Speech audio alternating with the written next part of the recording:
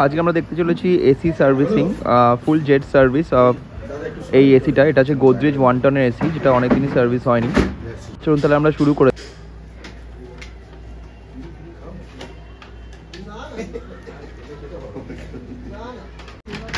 এটা হচ্ছে jet servicing. এটা পিসিবি নাকি? না, এটা তো ডিসপ্লে বোর্ড। ডিসপ্লেটাও খুলে দেবে সার্ভিসিং এর?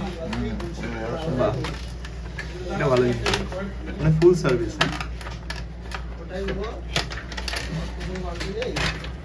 তো কোম্পানি সার্ভিসিং এ মানে ডিসপ্লে খোলে না। না, এখানে টেস্টারটা কি এখানে জলটা কোথায় ফেলবে? এবার আমি তো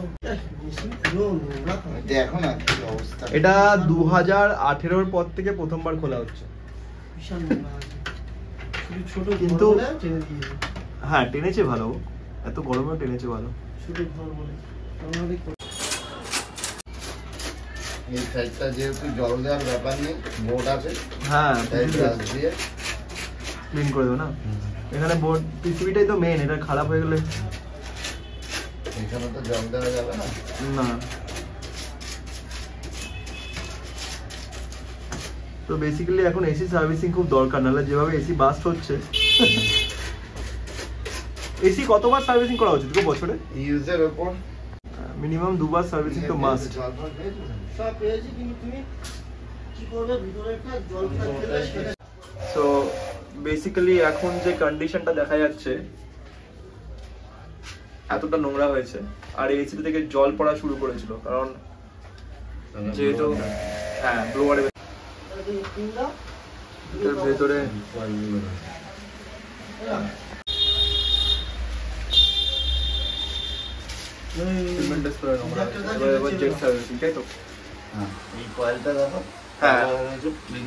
আচ্ছা এটা পুরো কালো, এটা পুরো হোয়াইট হয়ে যাবে না? অ্যাকচুয়ালি ওর যা কালার সেটা ক্লিন হবে। আচ্ছা, মানে পুরো ডাস্ট জমে গেছে এখানে।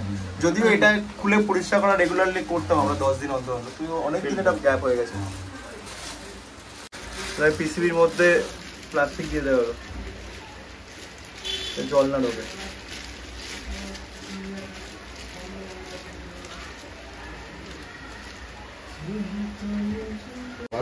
আছে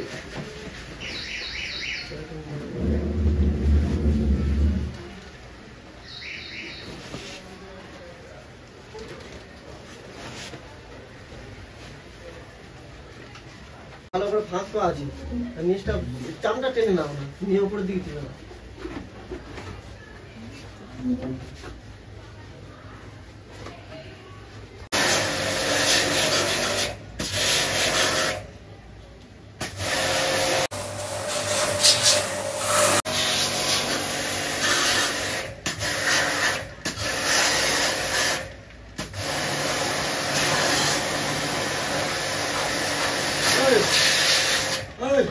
চাকে আছে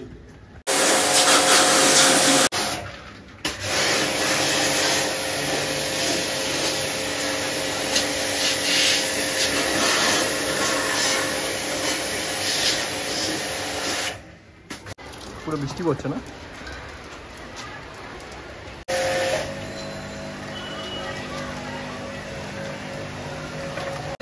এত নোংরা।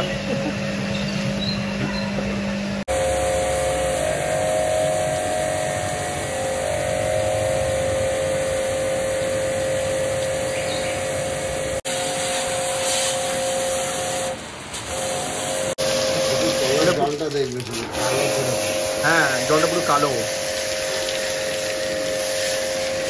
এটাই কালারও চেঞ্জ হয়ে যাবে। নতুন এসিটার উপরে পুরো এটার মতো কালার হয়ে যাচ্ছে।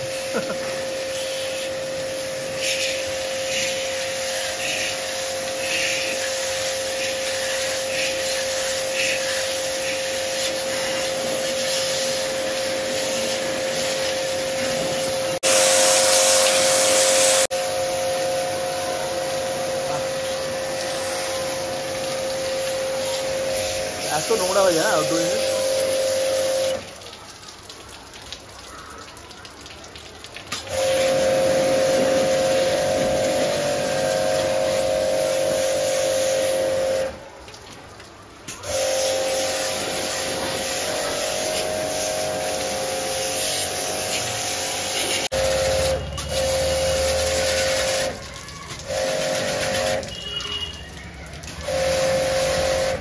হ্যাঁ পিসিবিটা জল চলে গেলেই কেমন হয়, সবসময় ডান দিক বাঁচিয়ে নোংরা করতে, হ্যাঁ নোংরা প্রচুর।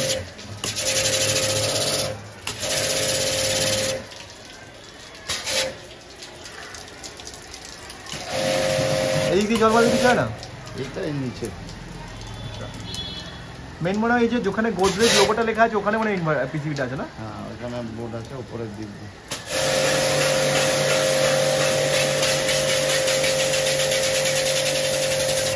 ইয়েলো কালারের আছে এটাতে মানে কোনো কোটিং নেই না, আজকাল যে কোটিং দিচ্ছে এটা কোটিং নেই মানে, ব্লু ফিন গোল্ড ফিন কিছু নেই। গোল্ড আছে, গোল্ড ফিন কোটিং দেওয়া আছে সব একদম। এবার পুরো কালারই চেঞ্জ হয়, বেশি ঠান্ডা হলে কিন্তু কমপ্লেন যাবে। বাহ পুরো গোল্ড কালারে বোঝা যাচ্ছে। কপার কপার এটা গোল্ড ফিন দেওয়া আছে, সত্যি ভালো। এটা গোল্ড ফিন দাও আছে, হ্যাঁ এটা গোল্ড ব্লু আরটা দাও, লাইট মারো তাহলে বুঝতে পারবে। হ্যাঁ ওর ব্লু ক্লিন হয়ে গেছে,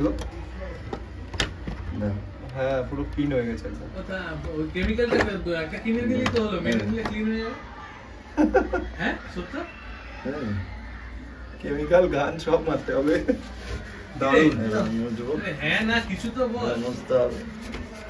কি বলছিস আমার কথা কানে যায়নি। আমি বলছি একটা কেমিক্যাল কিনে দিলেই তো হয়। 60 টাকা বললি দুখানা কিনেছি, দে তোকে দিয়ে দিচ্ছি টাকা। এরকম নগদ তো ছেলে না, ফাইনালি সার্ভিসিং ডান। হ্যাঁ তো সত্যি ভাই সার্ভিসের চার্জ কত? এটা হচ্ছে জেট সার্ভিস 600 তাই তো? হ্যাঁ ইনডোর আউটডোর বোথ। এটা মোটামুটি 6 মাসে একবার তো করানো উচিতই তাই না? হ্যাঁ হ্যাঁ সমস্যা নাকি বছর ধরে 6 মাস যেরকম মেশিন ইউজ হবে তার উপর। না এবার ডিপেন্ড করে তুমি কেমন ইউজেজ করো। ধর না তবুও কমার্শিয়াল পারপাসে ওটা আরো তাড়াতাড়ি। ধর এভারেজ দিনে 6 ঘন্টা, তাহলে কত দিন? 6 মাস 8 মাস হয়ে যাবে।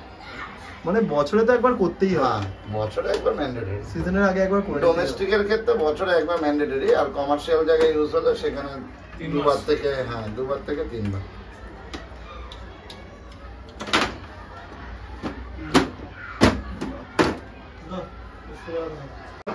পাইপ দিয়ে ওই ভেতর থেকে জল পড়ছিল না নোংরার জন্য? হ্যাঁ এইবার যদি তাও পড়তে থাকে 2 দিন বাদে বা 3 দিন বাদে, আর পরশু থেকে একবার জানিয়ে গেলে তখন এসে না দেখে না কি কারণে হচ্ছে। ঠান্ডা আগের থেকে অনেক বাড়বে।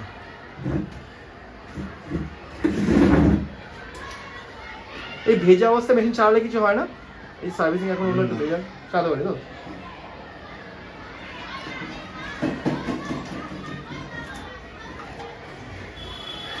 তাহলে এই ছিল আমাদের সত্যদার স্যার এসি সার্ভিসিং। সত্যদার তোমার নাম্বারটা একবার বলে দাও ভিডিও। 916 হ্যাঁ 357 হ্যাঁ 4410। 916। আমার সার্ভিস সেন্টারের নাম হচ্ছে এথানা কুলিং সলিউশন। আচ্ছা তুমি কলকাতায় পুরো যেখানে গিয়ে হোম সার্ভিস দিয়ে দেবে তাই তো? ফোন করে এথানা কুলিং সলিউশন গুগলে গিয়ে ডাইরেক্ট টাইপ করলে ওখানে ডিটেইলস সব পেয়ে যাবে। আচ্ছা ঠিক আছে, থ্যাংক ইউ তাহলে।